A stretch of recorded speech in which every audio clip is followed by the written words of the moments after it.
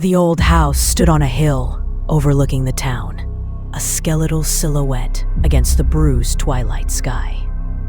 Everyone in Blackwood knew its history, the whispers of tragedy and unexplained disappearances clinging to its weathered clapboard like ivy. It was cheap, though, ridiculously so. And after my uncle passed and left it to me, I figured a fresh start in a place where no one knew my name was exactly what I needed. The first few weeks were unsettling, but I chalked it up to the isolation and the house's oppressive atmosphere. Floorboards creaked in the dead of night when no one was moving.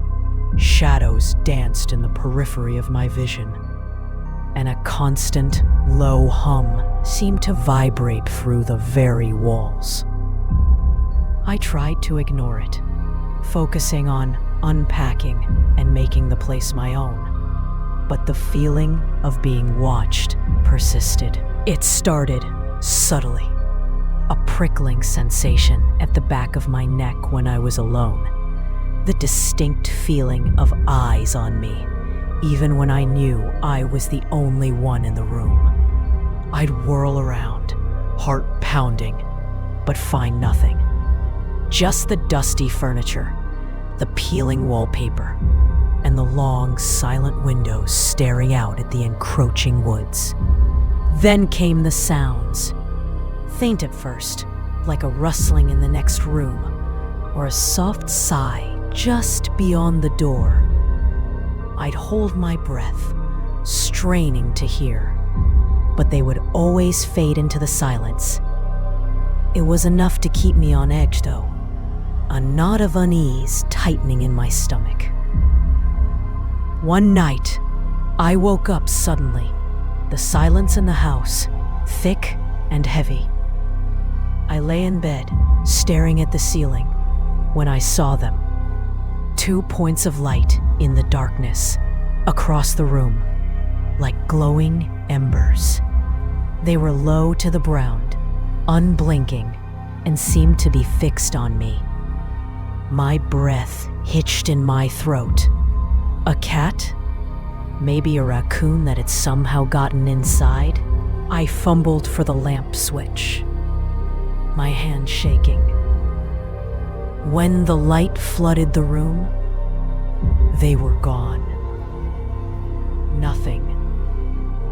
Just the worn rug and the empty space where I was sure I had seen them. I told myself it was a trick of the light. Exhaustion playing games with my eyes. The incidents escalated.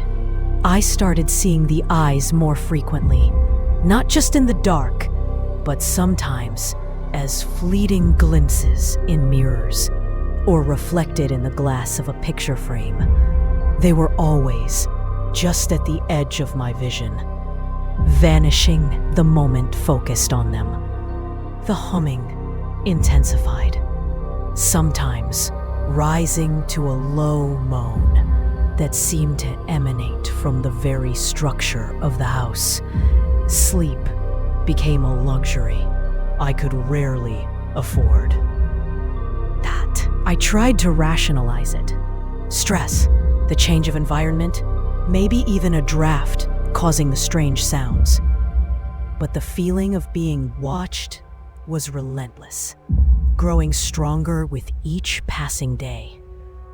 I began to avoid looking into dark corners, and the silence of the house, once a comfort, now felt menacing, pregnant with unseen observation. One evening, I was in the living room, trying to read, when I saw them again. This time, they were clearer, higher off the ground, and there was a distinct intelligence in their gaze. They seemed curious, almost studying me. Panic flared in my chest. This wasn't my imagination. Something was in the house with me. I stood up abruptly, knocking over a lamp in my haste. The eyes vanished, swallowed by the sudden movement and the shadows it cast. I backed away slowly, my heart pounding like a drum against my ribs. I had to get out. I had to leave this place. As I reached the front door, my hand trembling on the cold metal knob, I heard it. A soft whisper, right behind me, so close it felt like a breath on my neck. "Hello?" it said. I froze, every muscle in my body tensing. I didn't dare turn around. The voice was raspy, almost childlike, and sent a shiver of pure terror down my spine. "Who's there?" I managed to croak out, my voice barely a whisper itself. There was a pause, and then the voice spoke again, closer this time, right in my ear. "You haven't noticed me before." Slowly, hesitantly, I turned. The living room was empty. The only sound was the wind rattling the loose panes in the windows. I was alone. Utterly, terrifyingly alone. But the feeling of being watched didn't go away. It intensified. It was as if the eyes were still there, just out of sight, waiting. And the whisper echoed in my mind. A chilling reminder that whatever was in this house, it was aware of me. And perhaps it had been all along. The silence that followed my whispered question was more terrifying than any scream. It wasn't an empty silence. It was thick, expectant, as if the very air in the room was holding its breath. I remained frozen, my back to the unseen presence, my hand still gripping the doorknob. Then the whispering started again. It was faint, a mere rustle of sound at the edge of my hearing, but it seemed to weave its way directly into my mind. It wasn't speaking words I could readily understand, but rather impressions, feelings. A profound sense of loneliness, a desperate yearning, and something else. Something cold and possessive. Slowly, inch by agonizing inch, I turned around. The living room was still empty. The shadows stretching and receding, with the faint light filtering in from the porch. But the feeling was still there, a palpable weight in the air, like an invisible hand resting on my chest. Days bled into nights. Sleep offered no escape, only a descent into nightmares, where I was chased by indistinct figures with glowing eyes. The whispers became more frequent, sometimes coalescing into fragmented sentences, always just out of reach of full comprehension. I started talking to myself, arguing with the silence, trying to convince myself it was all in my head. But the eyes were relentless. They appeared in every darkened corner, every reflective surface. Sometimes they were close, burning with an unsettling intensity. Other times, they were distant, watching from afar with a chilling patience. I felt like a specimen under a microscope, constantly observed, analyzed. One afternoon, while I was staring at my reflection in the dusty mirror in the hallway, the eyes appeared behind me in the glass. They weren't a reflection. They were behind me in the hallway itself. Two luminous points in the gloom. I whirled around, but they were gone. This time, though, A new sensation accompanied their disappearance. A fleeting touch, like cold fingers brushing against my hair. I retreated further into myself, barely eating, rarely venturing outside. The house had become my prison, and the unseen presence my constant companion. I started leaving lights on all night, desperate to banish the shadows where the eyes seemed to reside.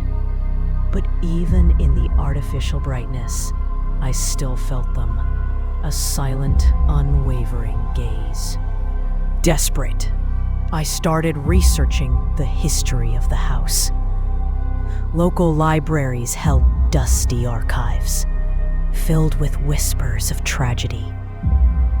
A family had vanished without a trace decades ago.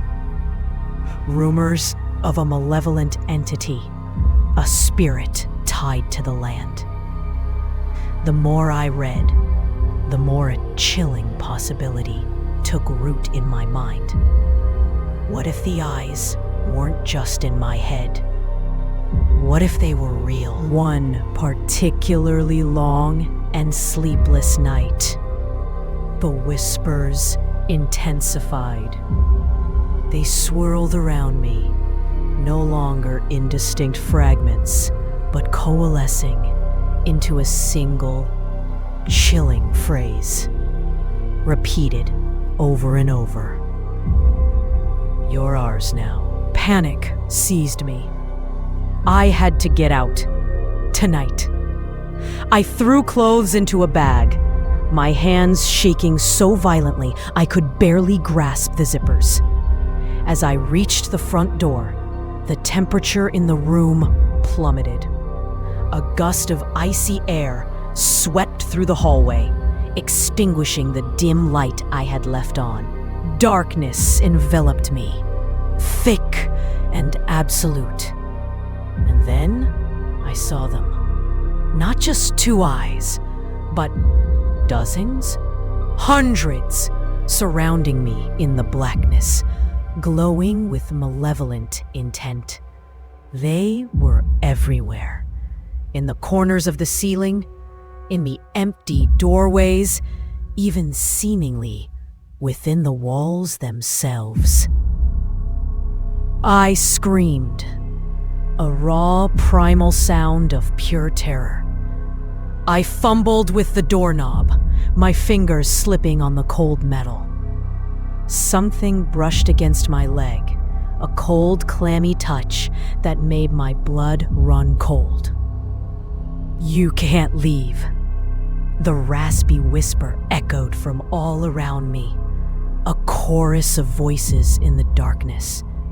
"You belong here, with us." Suddenly, a memory surfaced, unbidden and horrifyingly clear.